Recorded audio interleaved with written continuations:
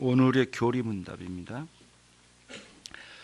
요한복음인데요. 그 성경 본문 읽는 거는 좀 너무 양이 많아가지고 좀 생략하고, 요한복음 6장 47절 58절은 예수님께서 나는 생명의 떡이라 라고 하는 설교 말씀입니다. 그것은 오병이의 기적을 베푸시고 난 이후에 그걸 바탕으로 예수님께서 생명의 떡에 관한 설교를 해주신 내용이 요한복음 6장의 중심적인 내용이죠. 그러면 오늘의 교리문답 그 부분에 보시면 성찬에 대해서 오늘 이제 나온 내용인데, 제네바 교리문답 340문부터 343문까지는 성찬에 관한 내용입니다. 잘 요약이 되어 있기 때문에 여러분들이 함께 공유한다면 매우 유익할 것 같습니다. 거기 같이 오늘의 교리문답 쪽이 있죠. 요한복음 6장 47절 58절에 써진 그 밑에 그 부분을 같이 읽겠습니다. 성찬에서 의미한 것은 그리스도의 몸과 피로서 그리스도는 교회를 위하여 자신의 희생 죽음 가운데 죄사함을 위하여 살이 찢기고 피를 흘렸다. 즉 성례의 내용은 십자가에 달려 죽은 그리스도와 그의 죽음을 통해 획득된 모든 유익들과 복들이다.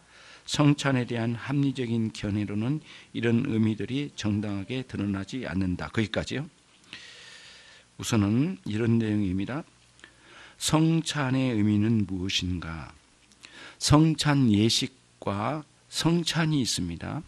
성찬은 실제로 예수님께서 우리를 위하여 십자가에 죽으심이고, 죽으심과 부활을 통하여 우리에게 제공해 주시는 영적인 생명을 제공하신 모든 신비로운 사건과 그 사건이 실제로 우리의 영혼에 적용돼서 저와 여러분이 예수님과의 연합을 이루는 신비한 영적인 연합을 이루어서 단 한순간도 우리 주님이 우리를 떠나지 않으신다는 사실을 믿는 확신이 우리 영혼 가운데 새겨지고 붙들려지고, 그리고 영원히 그 확신 속에 있게 해주시는 그것이 성찬입니다. 그러면 그 성찬이 객관적으로는 예수님의 십자가의 죽으심과 부활이라고 하는 큰 역사의 빨랫줄과 같은 역사의 현실에 각인됐고, 그 현실이 장소와 시간을 초월하여 오늘날 우리의 심령에도 그대로 새겨지는 것은 성령의 놀라운 역사하심으로 이루어집니다. 그래서 믿음으로 우리들이 이제 이걸 경험하게 되는 것이고, 성령님은 우리의 마음과 영혼 가운데 역사하심으로 이루어지는 것이죠. 이것이 성찬입니다. 그렇죠? 그러면 이제 그 성찬을 겉으로 표시를 해주셔서 우리들이 이미 원론적으로는 그게 이루어져 있는 것은 사실이죠. 거듭나고 난 이후에 주님께서 우리 안에 오셔서 영적으로 연합한 사실은 영원히 변하지 않는 원론적인 그러한 연합을 이룬 것은 사실이에요. 그러나 문제는 살다 보면 우리가 여러 일을 경험하고 어려움을 경험하고 때로는 시험도 들고, 그리고 하던 일이 너무 많고 마음이 이리 가고 저리 가고 돌아다니다 보면 우리의 마음의 혼란스러움이 많습니다. 그러다 보면 그리스도와 우리와의 연합의 놀라운 영적인 유익에 대해서 망각을 하기가 쉽고, 또 이전에 각인돼서 마음에 새겨지긴 했지만은 세월이 흐르면서 이게 희미해지기도 합니다. 그러면 그 사이에 수많은 일들이 일어나고, 심지어는 저 악한 영적인 세력인 마귀의 세력은 세상과 함께 짝을 해서 우리의 마음에서 그리스도의 성찬을 빼앗아가려고 하는 무리들이 무지하게 많이 일어납니다. 그래서 여러분의 마음에 상하게 하고, 누구와 다투거나 또 여러분의 마음이 찢겨지거나 시험이 들거나 여러 가지 환란이 오면 그리스도의 연합을 실제로 마음껏 누리지를 못하고 시들어버린 나무 모양 그런 식으로 시들시들해진 것 같은 우리의 복음에 대한 확신이 이렇게 희미해지기 때문에 하나님 주님께서는 적절한 시기마다 성찬 예식을 통하여 그거를 표시로 가져서 함께 공유하고 그리스도와 함께 누리라고 주셨던 것이에요. 이 예식을. 그래서 언제까지? 예수님 다시 오실 때까지 이 예식을 누리라고 말씀을 해 주신 거예요. 그런 거였어요. 그러니까 이런 오해를 하면 안 됩니다. 예수님께서 그토록 우리를 위하여 십자가에 죽으셔서 놀랍게 희생하신 일이 어떻게 자꾸 지워지고 희미해질 수 있는가? 그러면 예수님의 십자가의 죽으심과 부활하심이 그 자체가 능력이 부족한 건가? 아니면은 그러한 일들이 우리에게 자꾸 사라진 이유는 하나님이 뭔가 힘을 못 쓰시는 건가라고 하는 의문점으로 갈 게 아니고, 하나님의 모든 은혜로운 요소는 더러운 것과 같이 한 곳에 같은 마음에 공존해 있을 수 없기 때문에 우리가 시험 들고 더러운 마음을 먹거나 부끄러운 모습으로 살아가고 마음이 나뉘어지고 세상 사랑에 우리의 마음을 빼앗기고 혼란 가운데에는 이 성찬의 진정한 의미가 자꾸 그 안에 머물러 있지 않도록 걷어내시는, 하나님께서 은혜를 거두시는 그런 관점에서 때로는 우리 안에서 희미해진다는 것을 인식해야 되는 거죠. 문제는 우리 쪽에 있었다는 거예요. 은혜 자체가 능력이 없다는 게 아니에요. 그 은혜는 반드시 거룩함 특징을 가지고 있기 때문에 그 거룩함의 요소를 훼손시키는 영향에서 항상 보호하시는 하나님은 우리 마음에 추한 것들과 공존해 있을 때는 걷어내시는 방식으로 은혜를 거두셔요. 은혜를 이렇게 거두셔요. 그러니까 주일에 이렇게 은혜 받고도 또 우리가 일상에 가서 쉽게 그런 마음이 나뉘어져 버린 이유가 뭐냐면은 그 주일에 받은 은혜가 약해서가 아니라 그 주일에 받은 은혜가 세상 세력보다 약하거나 희미하기 때문에 그런 게 아니라 더러운 것과 공존시키지 않으시려고 하는 하나님의 거룩한 특성 때문에 걷어내신 차원이란 거예요. 그렇기 때문에 우리는 성찬, 진정한 의미의 그리스도와의 영적 연합의 그 다음에 그 감격, 그리고 그 사실을 확신하는 마음의 뜨거움, 이런 것들을 간간히 우리는 공동체와 함께 공유하면서 나누라고 성찬 예식을 주신 거예요. 근데 그 성찬을 인간적인 방식에, 다시 말하면 아까 예수님에 대해서 외모로 예수님을 판단하지 말라라고 하는 설교를 들었잖아요. 그때 외모로 판단한 것은 겉핥기식으로 본다는 차원이 아니라 인간적인 판단과 세상의 철학과 세상이 가르치는 판단의 기준으로, 이성적 판단 기준으로 사람의 지혜로 예수님을 판단하라고 하면 항상 넘어지고 그분 안에 들어갈 수도 없고 정확하게 진리를 파악할 수도 없고 생명을 알 수 없고 은혜를 알 수 없게 된다고 그랬어요. 그런 차원으로 이성적 판단으로는, 여기서 뭐라고 했냐면은 합리적인 견해로는, 그래서 우리가 읽은 끝부분에 성찬에 대한 합리적 견해, 이 말은 뭐냐면 이성적 인간의 판단으로는 이런 의미, 영적 의미를 정당하게 드러내지를 못한다. 이유는 세 가지다. 첫 번째 이겁니다. 성찬은 단지 기념 식사가 아니다. 영적인 생명과 복을 주시는 그리스도께서 떡과 포도주를 자신의 몸과 피의 표시로 제정해 주셨기 때문이다. 무슨 뜻이냐면은 이성적 판단은 영적인 생명과 영적인 복을 파악할 수가 없기 때문에, 이성적인 판단은 한계가 있기 때문에 그리스도께서 당신의 몸과 피를 떡과 포도주로 표시하여 주신 것에 대해서 의미를 파악에 못 들어간다는 거예요. 그럼 뭐예요? 신령한, 우리에게 주신 신령한 은혜의 하나의 요소인 믿음으로 파악에 들어간다는 거예요. 성찬은 믿음으로 받지 않으면 안 돼요. 예, 무슨 의미인지 아시겠죠?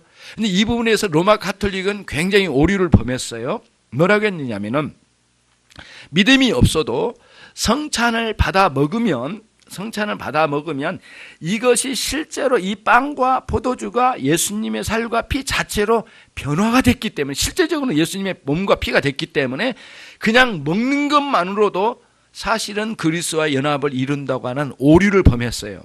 그때 오는 현상의 큰 문제는 뭐냐면은 물질을 신격화하는 매우 위험하고, 아주 악하고 아주 초한 기독교의 신령한 진리를 가장 더러운 미신과 우상으로 만드는 길목을 터냈기 때문에 문제가 되는 거란 거예요.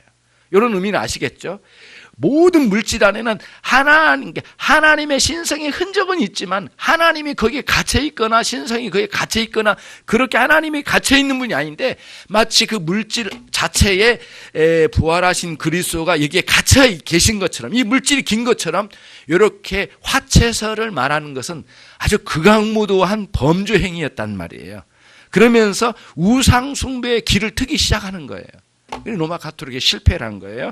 그래서 그런 식으로 이성적 인간의 생각의 판단으로 조작해서 그거를 알아내려고 할 땐 그런 오류에 빠진다는 거예요. 두 번째, 그리스도께서 당신의 살과 피로 표시하여 아무에게나 주시지 않았다는 거예요. 그것을 손에 주님이 직접 들고 제자들에게 나누어 주어서 구체적으로 주셨다는 거예요. 이게 무슨 말씀이에요? 예수님은 예수님은 당신이 표시로 주신 포도주와 이 빵을 주님이 멀리서 그렇게 인성적 판단으로만 있는 사람이 아니라 실제로 그 사람 속으로 집어넣어 주셨다는 게, 집어넣었다는 표현이 좀 그러긴 하지만은 우리가 실제로 먹어서 속에 들어오게 하는 방식으로 우리에게 표시를 주셨다는 거예요.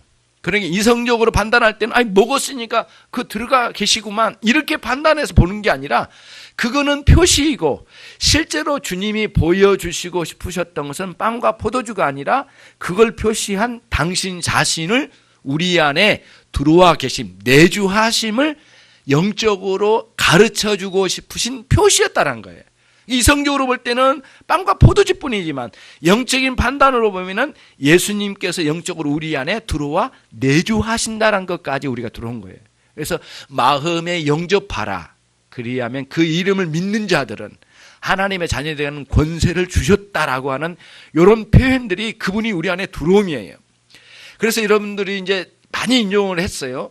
요한일서 3장 24절 전후 문맥을 보면 성령께서 우리 안에 내주하신 것을 표시로 하여 실제로 예수께서 우리 안에 계심을 드러내 보여주신 것을 너희도 알고 있느니라 이런 표현을 써주셔요. 성령께서 우리 안에 감동, 감화를 주시고 믿음을 일으켜 주시고 믿음의 구원의 확신 주시고 영생을 확신을 주시는 감동이 있잖아요. 그 감동의 표시가 뭐예요? 주님이 우리 안에 계시다라는 것을 보여주신다는 거예요. 다시 말하면 우리 내면 깊은 곳까지 내 영혼과 함께 해주시는 우리 주 예수 그리스도의 영적인 능력이 있다는, 함께 공유되고 있고 함께 하고 계신다는 거예요. 그 연합을 떡과 포도주로 표시했다는 거예요. 겉으로 먹고 마시는 것으로만 판단되면 인간적인 이성적인 판단이지만 믿음의 영적인 판단으로는 그분이 우리 안에 내주하신다는 개념까지 들어가는 거예요. 그래서 저와 여러분의 마음에 은혜를 주신 거예요. 사단과 세상이 여러분의 마음을 뺏어가지고 악랄하게 여러분들을 어려움 가운데 시험 가운데 절망적으로 떨어뜨리려고 할 때 우리 성령께서 저와 여러분을 말씀으로 깨닫게 해주시고 마음에 감동 주시고 일으켜 주셔서 여러분에게 조금이라도 선한 것이 있다면 그 모든 것은 성령의 역사하심으로 이루어진 거예요.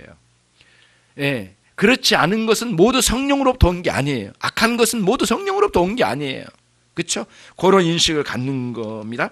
세 번째, 성찬에서 말씀 가운데 받은 은혜보다 많거나 적은 유익을 받는 것이 결코 아닙니다.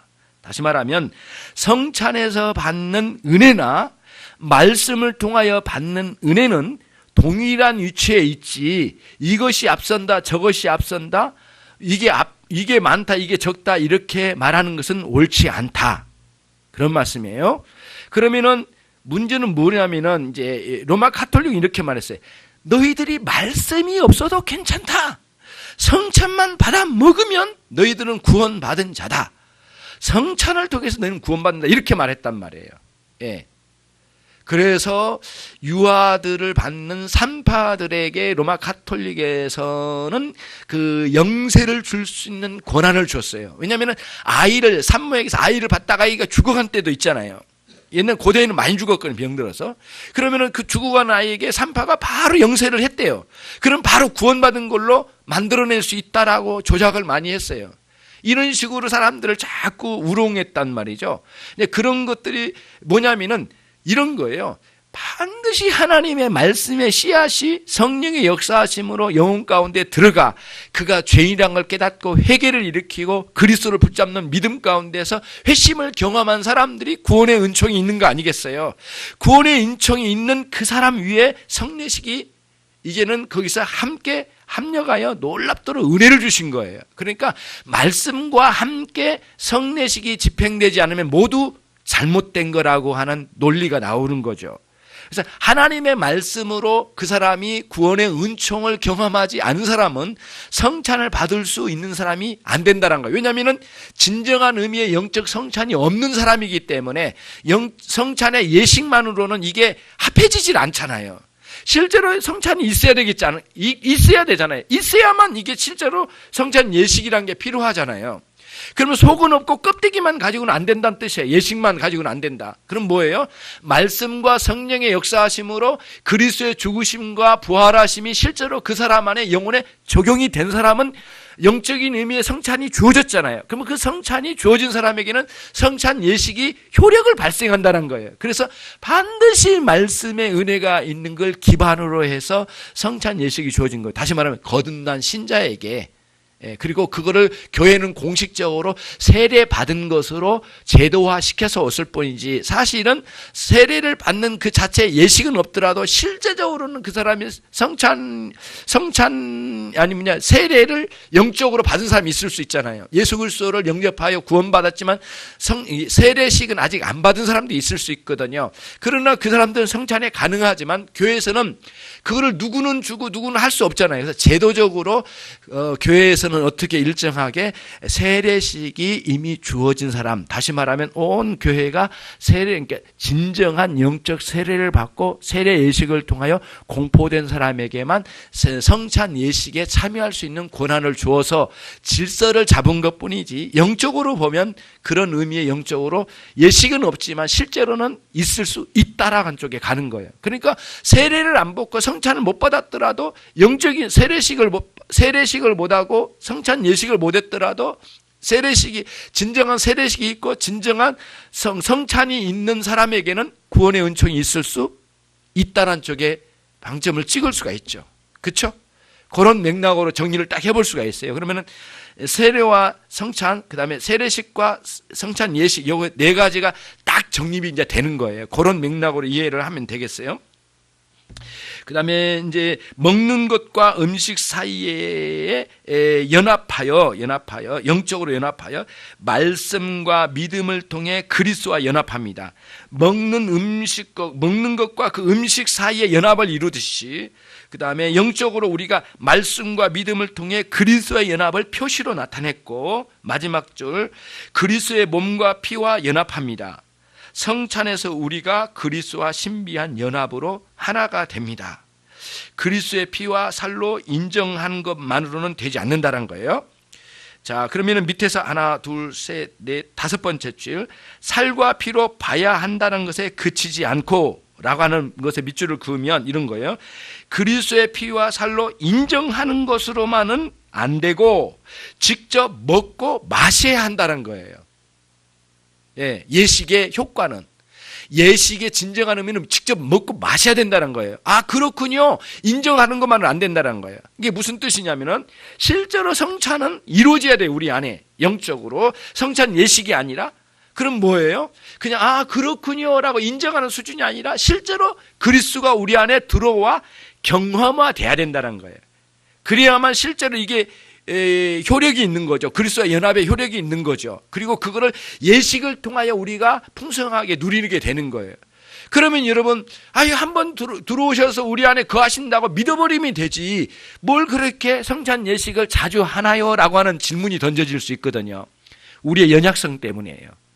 자꾸 넘어져요. 그래서 성찬 예식을 통하여 원론적으로 우리 안에 들어와 계신 그리스도를 풍성하게 우리 교회 공동체 성도들과 함께 공유하면서 누려가는 거예요. 그거를 같이 누리는 거예요. 그때에 주님이 이거를 굉장히 기뻐하신다는 거죠. 그래서 성찬 예식이라는 게 있는 거예요. 340문으로 갑니다. 340문.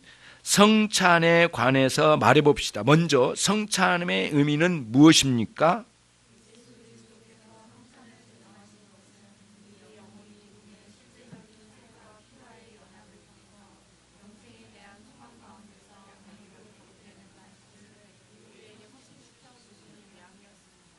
여기서 의문이 드는 게 있습니다. 두 번째 줄 끝에 우리 영혼이 그분의 실제적인 살과 피와 연합을 통해 이렇게 됐죠. 그 실제적인 한 용어가 오해될 가능성이 굉장히 많죠. 여기서 실제적이라고 하는 것은 물리적인 의미의 실제적인 게 아닙니다. 영적인 의미의 실제적 연합을 말합니다. 거기다 밑줄을 그어서 메모를 해보셔요. 이거는 굉장히 중요해요.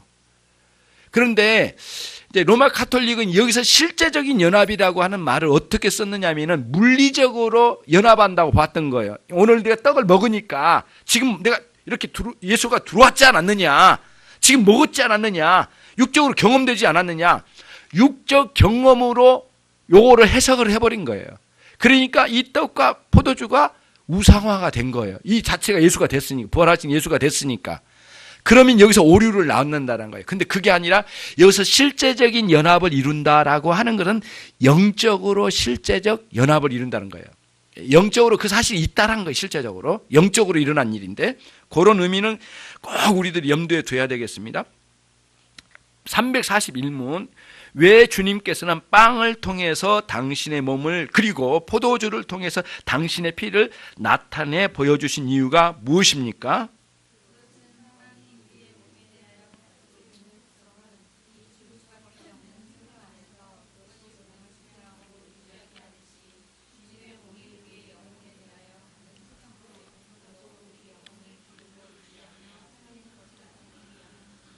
예, 거기까지.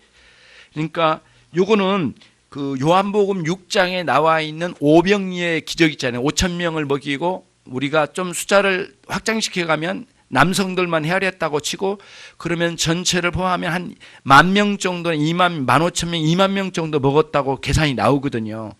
굉장히 많은 사람들이 한 자리에서 오병이의 기적을 맛보았어요. 그때 너무 충격을 받아가지고 예루살렘으로 명절새로 가려던 사람이 멈춰가지고 예수님에게 막 쫓아왔잖아요. 예수님을 붙잡고 우리나라에 임금이 돼주십시오 하고 매달렸잖아요. 그때 예수님께서 그걸 뿌리치니까 예수님에 대해서 많은 반감을 가진 사람이 많았고 대부분의 사람들은 예루살렘 명절새로 올라가 버리고 어떤 사람은 배를 타고 가버나움까지 예수님에게 쫓아 들어갔잖아요. 그때 예수님께서 그들에게 설교를 해주셨는데 나는 생명의 떡이라 이렇게 말씀해 주셨어요. 예. 그런데 그 말씀을 하실 때에 사람들이 다 떠나버렸어요. 이제는. 그래 대부분 다 떠났어요. 그때 예수님께서 제자들에게 물으셨어요. 대부분의 사람들이 다 떠났다. 너희들도 떠나느냐? 그때에 베드로가 앞장서서 대답한 내용이 그 유명한 대답이 있어요. 영생의 말씀이 여기 계심에 우리가 어디로 가오리까? 이 답과 질문과 답이 굉장한 의미가 있어요. 그리스도 당신 자신이 우리에게 영생의 떡이라는 거예요. 진리의 말씀이고 그분이 여기 계신 우리가 어디로 가오리까? 이건 아주 굉장한 명답이거든요. 감동적이에요. 그러면서 거기서 생명의 떡에 대한 설교를 6장에서 길게 해주셨어요. 예수님께서. 예. 그게 이제 지난번 우리가 설교를 예전에 이제 1년 전인가 들었던 내용이 그거거든요. 근데 그 생명의 떡을 가지고 먹여주시면서 내가 생명의 떡이라고 말씀하시는, 그러니까 당신 몸을 그렇게 음식으로 표현시켜서 보여주셨어요. 예. 그러면서 음식이 주는 효과가 뭐냐고요. 거기에 나온 게 뭐냐면은 그것이 몸을 지탱하고 우리가 먹는 그 음식은 몸을 지탱하고 유지하듯이 주님의 몸이 우리의 영적으로 영혼을 기르고 유지하고 살리는 것입니다. 그러니까 그리스도와의 연합이 우리를 살리고 영적으로 힘을 유지하게 하고 영적으로 기운을 내게 하고 영적으로 강하게 힘을 내어서 힘차게 살아갈 수 있는 놀라운 능력은 그리스도와의 연합이에요. 여러분들의 신앙이 희미해지거나 시험 가운데 있을 때는 뭐예요? 그리스도와 실제적으로 연합을 풍성하게 못 누리고 있다는 거예요. 그리스도와 떨어져 있는 거예요. 지금 아니 떨어져 있는 게 아니라 예수 그리스도와의 연합된 것을 너무 인식을 못하고 있는 거예요. 그리고는 상황에 따라 휘둘림 당한 거죠. 그래서 영적으로 힘을 발휘하고 힘있게 살아가는 사람들은 그리스도와의 풍성한 교제가 있고 그분이 주시는 은혜에 대해서 감격하고 그리고 십자가의 은혜에 대해서 활발하게 영적으로 살아있는 상태예요. 영적으로 우리가 기운을 내고 힘을 내가지고 열심히 살아가면서 도전하는 시험에도 이겨내고 막아내고 그리고 우리가 인생 앞길을 정확하게 제시해서 가고 옳고 그름을 분별하여 쫙쫙 갈라낼 수 있는 능력이 우리 안에 있는 거죠. 희미하고 이게 우리가 영적으로 멍하게 있는 게 아니라 탁탁 이렇게 갈 수 있는 분별력과 그 지혜가 우리에게 있는 것이죠. 그런 신앙을 갖게 된다는 거예요. 어떻게 될 때? 그리스도와의 영적 연합을 실제적으로 풍성하게 누리고 있을 때에. 그러니까 그때 부르는 예수에 관련된 찬양들이 너무 기쁜 거예요. 그때 그리스도의 보혈에 관련된 그 찬양이 너무 감격적인 거예요. 그렇지 않을 때는 보혈의 피에 관련된 찬양을 해도 아무 감격이 없고 그게 뭔지도 모르겠고 마음은 콩밭에 가고 찬양은 입은 여기서 있는데 마음은 저쪽에 있는 상황이 돼버린 거죠. 그런 부분들을 잘 이렇게 살펴가면서 진정으로 영적으로 내가 기력을 회복하고 있는지 그런 걸 본 거죠. 마찬가지로 포도주가 육체적으로 사람을 강하게 하듯 그리고 포도주가 기력을 내게 하듯 포도주가 그런 기력을 회복하고 심지어는 포도주가 기쁨을 준단 말이에요. 기쁨을 안 줍니까? 포도주가 기쁨을 주잖아요. 포도주의 의미는 기쁨이에요. 기쁨이 굉장한 의미가 있어요. 근데 그와 같이 그리스도와의 연합 속에서 영적인 기쁨과 기력을 회복하여 살아가는 힘을 갖는다는 거예요. 여기에 우리들이 있어요. 그러니까 신앙생활이 이렇게 힘드냐라고 할 때 그 힘들다는 게 뭐냐면 그리스도와의 영적인 연합을 활발히 실제적으로 마음껏 못 누리고 있음을 스스로 실토하고 있는 것이죠. 342문 우리는 실제적으로 여기서 실제적으로도 마찬가지예요. 물리적인 실제가 아니에요. 영적인 실제로 그리스도의 몸과 피에 연합되어야 할 필요가 있는 것입니까?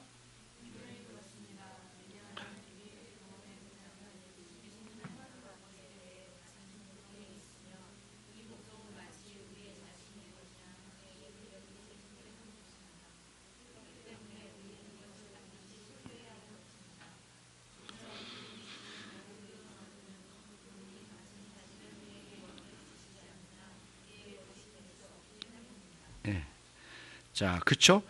그리스도께서 우리에게 다 가져다 주셨어요. 하나님, 그러니까 예수님은 당신 자신이 하나님의 아들이시면서 신성을 가지신 아버지의 신성의 충만함이 그리스도 안에 있으심에도 사람의 몸을 입고 오셔서 사람의 몸을 입고 오셔서 아버지의 뜻을 완벽하게 순종을 하셨어요. 예. 그래서 오전에 설교에 그게 나왔잖아요. 모세가 너희에게 율법을 주었는데 너희 중에 하나도 율법을 지키는 자가 없도다. 그렇게 말씀하시면서 어찌하여 너희는 이런 뉘앙스로 말씀하셨어요. 어찌하여 너희는 죄 없는 나를 죽이려고 하느냐. 다시 말하면 6계명 살인하지 말지니라 라고 하는 말씀을 범하고 있느냐. 또 안식일에 너희는 할례를 베풀지 않느냐. 너희들이 아이를 낳는데 마침 그 8일째 된 날이 안식일이면 너희는 안식일날 안식일을 안 지키고 할례를 베풀다 보면 아이가 너무너무 고통스러운데 그걸 하루 종일 붙잡고 치료하다가 하루를 때우지 않느냐. 그러면 너희는 안식일을 범한 거 아니냐. 너희는 말하지 더 큰 계율을 지키기 위하여 작은 계율을 밑에다 내려놓고 안 지킨 게 무방하다라고 생각했지. 그러면 나 메시아가 38년 된 그 안진뱅이와 전신마비자를 일으켜서 생기를 내게 하고 그를 구원하고 소생케 한 일이 그러면 그게 뭐가 문제더냐. 너희는 아이의 그거보다는 더 작은 문제로 기력을 소생하지 못하고 있는 아이를 회복시키려고 안식일을 안 지키었잖아. 나는 38년 된 그 사람을 일으키면서까지 나는 그 일을 이뤘는데 그러면 그것이 안식일을 범한 것이더냐라고 이런 말씀하시면서 내가 이 율법을 범한 것이 아니라 율법을 완성하려 왔고 완성했는데 너희는 어찌하여 나를 죽이려고 하느냐. 그러니까 이중적으로 너희는 오히려 이 시간 나를 향하여 죽이려고 하고 너희가 범한 그 안식일을 보면 결국에는 너희는 단 한 사람도 율법을 지키는 자가 없도다 이렇게 말씀하셨거든요. 그럼 예수님은 뭐예요? 반대로 가는 거예요. 예수님은 모든 율법을 완성하셨다는 뜻이에요. 그 완성하신 주님의 온전한 순종, 복종은 다 우리를 위하여, 우리에게 다 전가시켜 주시기 위하여 그 일을 행하셨다는 거예요. 그 부분이 이제 이 본문이에요. 그러려고 오셨어요. 예수님은 그렇게 안 하셔도 당신 자신은 완전한 하나님이시고 하나님의 독생자이신데 당신이 죽으실 필요도 없고 당신 안에는 부활하실 이유도 없죠. 그렇잖아요. 근데 그 모든 게 우리를 위하여 다 죽으시고 우리를 위하여 부활하시고 우리를 위하여 승천하신 모든 걸 다 우리에게 이루어 주셨다는 거예요. 그럼 우리는 그분이 우리 안에 실질적으로 우리와 영적으로 연합되어서 그 예수님이 이루신 열매를 다 우리가 누릴 수 있게 해주시기 위하여 그렇게 연합의 문제를, 다시 말하면 진정한 영적인 성찬을 우리에게 제시해 주시고 그걸 이루어 주셨다는 것이에요. 343문, 그리스도께서 우리를 하나님 아버지와 화해시키시고 우리를 저주로부터 구원해 내시기 위해 죽임을 당하셨을 때 그분은 이미 그 순간 당신 자신을 우리에게 주신 것이 아닙니까?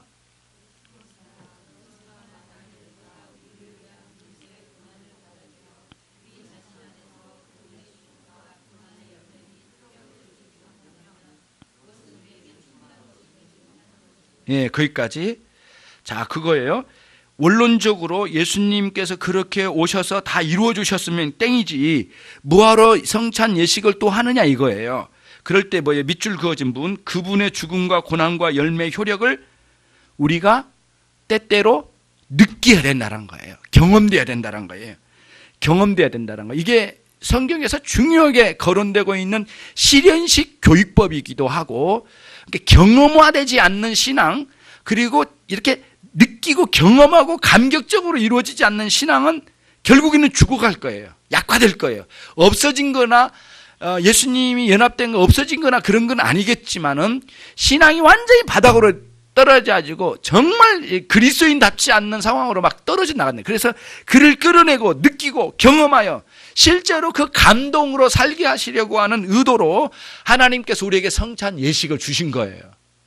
그러니까 우리는 2달에 한 번씩 우리 성찬 예식을 하잖아요. 어떤 곳에서는 매 주일마다 성찬 예식이 한 곳도 있고요. 어떤 곳에는 한 달에 한 번씩 하는 곳도 있고.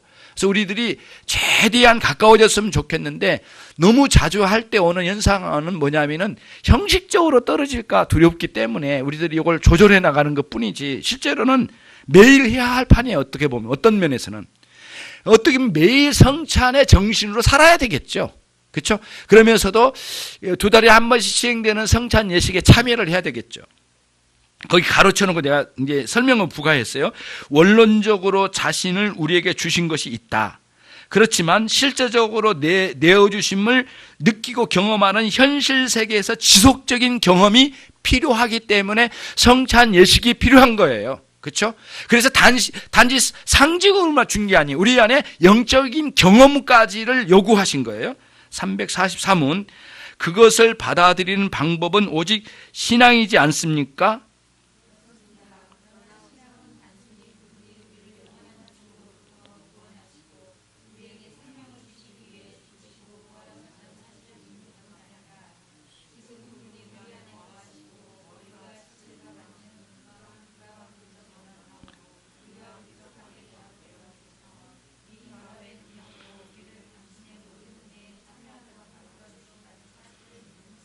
예. 그러니까 인식 중에, 신앙의 인식 중에 앞에 부분은 뭐냐면은 하나, 둘, 셋, 네 번째 줄에 끝에 보면은 주시기 위해 죽으시고 부활하셨다는 사실을 믿는 것만이 아니라고 했죠. 근데 그때 믿음은 뭐냐면은 인식은 있는데 이렇게 생생한 인식이 아니고 죽은 인식 있잖아요. 알아, 나도 안다니까. 이 정도는 죽은 인식이거든요. 근데 그게 아니라 살아있는 체득화된 확신이 생생하게 경험되게 하기 위해서 이런 성찬 예식을 준다는 거예요. 나 믿고 있어.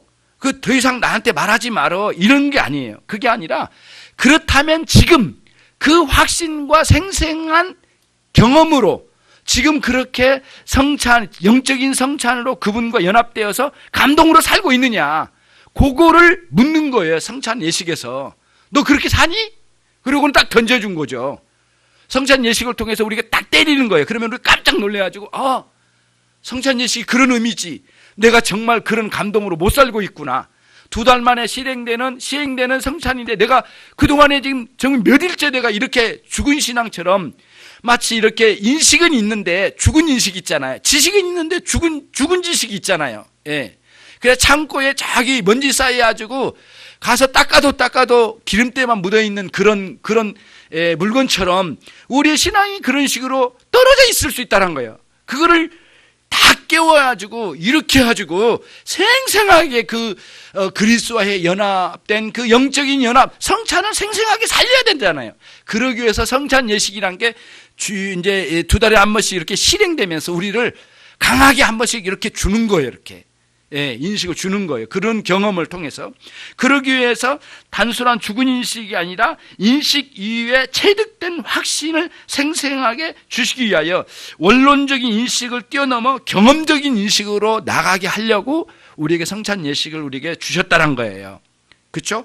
그런 상황으로 이제 우리가 신비한 영적 연합과 영적인 유익을, 영적 복을 우리가 누리게 된다는 것이에요. 그러면서 요거를 이제 복음적으로 이런 그리스도의 복을 받잖아요. 근데 이 복이 여기만 있는 게 아니에요. 여러분의 생업에도 있어요. 생업에도 쭉 뻗어 있는 그 여러 가지 물질적으로나 사람의 관계나 여러분들이 문화생활이나 가정생활이나 의식주의 생활 전반에 하나님께서 내려주신 복이 있어요. 그거를 질서와 절제를 통하여 잘 누리면서 이기적으로 살지 않고 이타적으로 살면서 그 중심에는 뭐가 있냐면 그리스도와의 연합이 살아있어야 돼요. 두 가지 양쪽이 있어요. 요거 빼면은 밖에 있는 그 축복이란 것은 사실상은 의미가 없는 거죠. 안 그러겠어요? 이쪽이 죽어버렸는데 죽은 시체에다가 엄청난 장식을 갖다가 붙여봐요. 무슨 의미가 있겠느냐고요. 죽은 시체에다가 엄청난 돈을 붙이고 엄청난 걸 해봐요. 의미가 있겠느냐고요. 중간에 가운데 중심에 그리스도와의 연합이 살아있고 그 다음에 뻗어나가가지고 여러분들이 누리는 일상생활의 복을 마음껏 감사하면서 누리면서 절제하고 질서를 따라 활용하면서 이게 양쪽이 살아있어야 되잖아요. 너무 많은 사람들이 몸뚱이는 죽어가지고 시체가 됐는데 엄청난 금과 은으로 장식을 하듯이 이런 식으로 하면서 그게 복이라고 생각하고 기독교가 그 복만을 말한 것처럼 자꾸 해버리니까 결국에는 이 부분이 죽고 밖에만 살리려고 하니 이게 살아날 수가 없는 거죠. 살아날 것 같은데 죽은 거예요, 이게.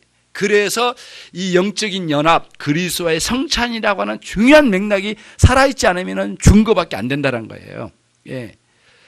그러니까 이제 막 경고의 말씀이 요한계시록에 나오잖아요. 너희 살아있는 것 같지만 죽어있는 믿음을 가지고 있다. 그리고 야고보 선생님도 행함이 없는 믿음 무슨 죽음? 무슨 믿음? 죽은 믿음. 답을 먼저 말했네요. 행함이 없는 믿음은 죽은 믿음이다. 그게 뭐냐면은 살아있으면 행함이 있다. 다시 말해 살아있으면 순종할 거다. 순종이 있으면 진정한 순종은 겉핥기식 순종이 아니라 진정한 순종은 살아있는 믿음이 있을 거다. 이런 인식으로 이제 풀어서 설명을 한 거죠. 그런 맥락으로 우리가 잘 염두에 두면 이런 그림 속에서 우리들이 영적인 활동과 중심에 있는 이 신앙생활의 중심과 그 다음에 거기서 뻗어나가서 이루어지고 있는 생활 전반을 갖다가 다뤄나가는 거예요. 이게 기독교 신앙에서 보여준 중심적인 내용이죠. 복음 진리를 알아가야 돼요. 이게 복음이거든요. 이 복음을 알고 그 다음에 복음에서 뻗어나가는 일상생활을 질서 배열하고 절제하고 누리면서 이타적으로 내 중심이 아니라 하나님 중심으로 이웃을 돌아가고 사람을 살려내고 이끌어가고 하는 일을 펼쳐나가야 돼요. 사람들이 자꾸 복음을 아는 것 같은데 자꾸 사람들을 안 돕고 이타적으로 안 간 이유가 뭐냐면 복음이 죽어있기 때문에 그래요. 그 중심이 하나님이 아니라 그리스도가 아니라 자기가 있기 때문에 자기는 죽어지고 그리스도가 중심에 오고 그리스도께서 오시면 그리스도의 모양으로 자꾸 사람들에게 베풀고 이타적으로 가거든요. 희생하지 않으면 안 돼요. 예수가 여기 계신데 예수는 그렇게 하셨는데 이렇게 신앙생활하면 자기밖에 모르는 사람들은 안 돼요. 자꾸 내가 죽어지고 자꾸 베풀어 나가는 거예요. 자꾸 흘러보내야 되는 거예요. 그게 하나님의 큰 큰 은혜가 있고 더 큰 사명 주시고 그리고 깨어진 관계를 회복하고 모든 상황을 새롭게 하고 하나님 우리를 이끌어 가실 거라고 확신이 드는 거예요. 이런 믿음의 역동적인 힘으로 살아가는 여러분과 제가 돼야 된단 말이죠. 인천 연륜기가 이렇게 되고 여러분도 구체적으로 삶의 한 주간에 그런 능력으로 사시는 한 주간이 되시기를 주님의 이름으로 축원합니다. 하나님 아버지 감사합니다. 당신의 종들을 성찬으로 인도해 주셨습니다. 성찬의 예식의 의미를 확실히 알고 이후에도 이 성찬의 의미를 확연하게 우리가 깨닫고 이러한 인식 속에서 주님을 섬겨가고 이 성찬의 정신으로 살아가도록 역사해 주시옵소서. 예수 그리스도의 이름으로 기도 올립니다.